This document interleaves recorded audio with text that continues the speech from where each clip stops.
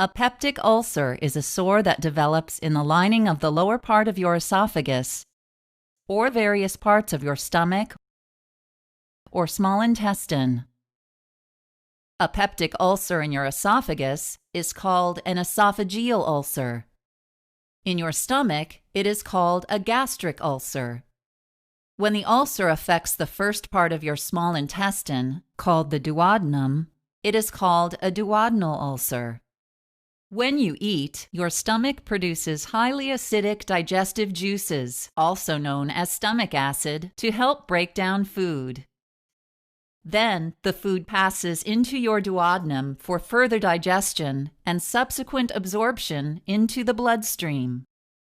To protect your organs from the corrosive effects of stomach acid, a layer of mucus coats the lining of your stomach and duodenum.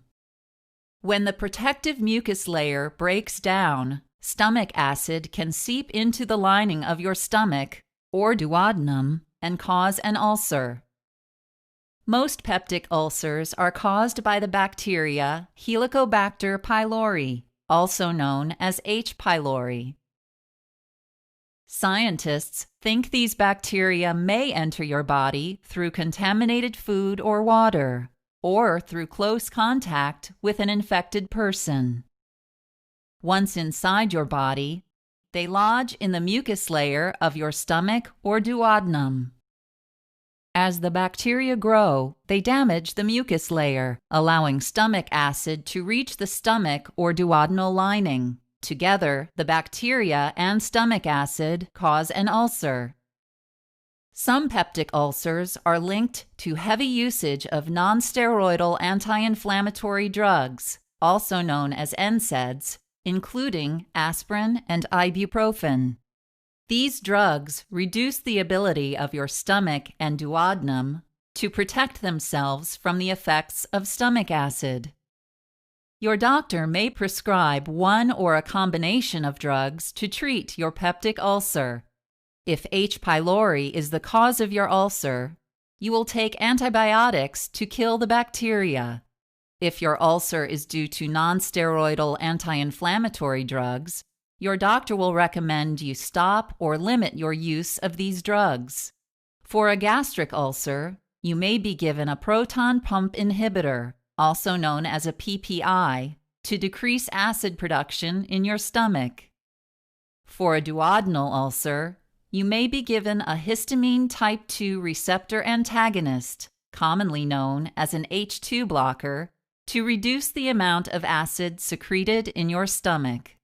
In addition, your doctor may recommend medications to coat and protect the lining of your stomach and duodenum until the ulcer has healed. These include sucralfate, misoprostol, and bismuth subsalicylate, commonly known as Pepto-Bismol. You may need surgery for an ulcer that does not heal with medication. Or you may need surgery for an ulcer that goes away with treatment, then comes back. You may need an operation for an ulcer that bleeds. If your ulcer breaks through or perforates the wall of your stomach or duodenum, you may need surgery to repair the damage. You may also need surgery for an ulcer that blocks food from moving out of your stomach.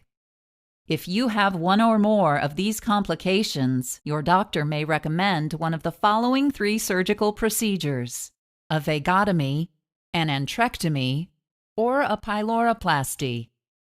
In a vagotomy, your surgeon will cut part of your vagus nerve. Through this nerve, your brain tells your stomach to release acid. After your surgeon cuts the nerve, your stomach will secrete less acid. In an antrectomy, your surgeon will remove the lower part of your stomach, which is called the antrum. The antrum signals your stomach to release acid. Once it is removed, your stomach releases less acid. If your ulcer is blocking the exit of food from your stomach, your surgeon may perform a pyloroplasty. During this procedure, your surgeon will widen the pylorus, which is the opening between your stomach and duodenum, allowing food to pass through more easily. While your ulcer heals, you should avoid alcohol and cigarettes, as they can slow the healing process and may make your ulcer worse.